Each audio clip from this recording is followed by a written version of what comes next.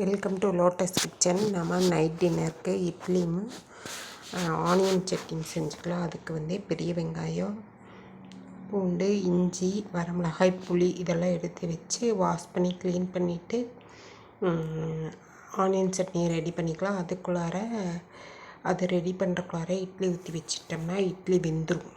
அதனால் இட்லி ஊற்றி வச்சுட்டு தண்ணி நல்லா தளப்பலான்னு கொதித்த பிறகு இட்லி தட்டில் ஸ்டீமில் இட்லி வேக வச்சு எடுத்துக்கலாம். இப்போ இட்லி வெந்துருச்சு. அதுக்கப்புறமா ஆனியன் சட்னிக்கு க்ளீன் பண்ணி வாஷ் பண்ணி ஆனியனில் அந்த ஸ்கின்னெல்லாம் ரிமூவ் பண்ணிவிட்டு கட் பண்ணி இந்த ஸ்கின்னை ஹேர் வாட்டராக யூஸ் பண்ணிக்கலாம்.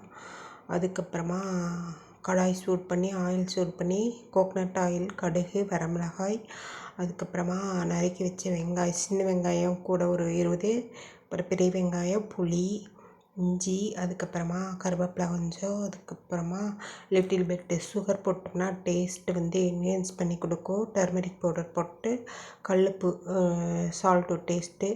அதுக்கப்புறமா மிக்ஸ் பண்ணி நல்லா பச்சை வாசம் போக ஆயில் பிரிஞ்சு வர வரைக்கும் வதக்கி எடுத்துகிட்டு அதுக்கப்புறமா வரமிளகாய் தூள், ப்ளைன் தூள் போட்டு நல்லா மிக்ஸ் பண்ணி கூடவே முந்திரி ஒரு 5-6 போட்டு நல்லா வதக்கி எடுத்துக்கணும். வதக்கி எடுத்துகிட்டு சூடான பிறகு மிக்சியில் கூல் டவுன் ஆனதுக்கப்புறமா வெங்காய சட்னி அரைச்சிட்டோம்னா வெங்காய சட்னி ரெடி. இப்போ டேஸ்டியான ஆனியன் சட்னியும் அதுக்கப்புறமா இட்லியும் ரெடி. தேங்க்ஸ் ஃபார் வாட்சிங். இந்த ஆனியன் சட்னி வெரி டேஸ்ட்டாக இருக்கும். இட்லியும் ரெடி. சப்ஸ்கிரைப் பண்ணுங்கள், வாட்ச் பண்ணுங்கள், கமெண்ட் பண்ணுங்கள். தேங்க்யூ.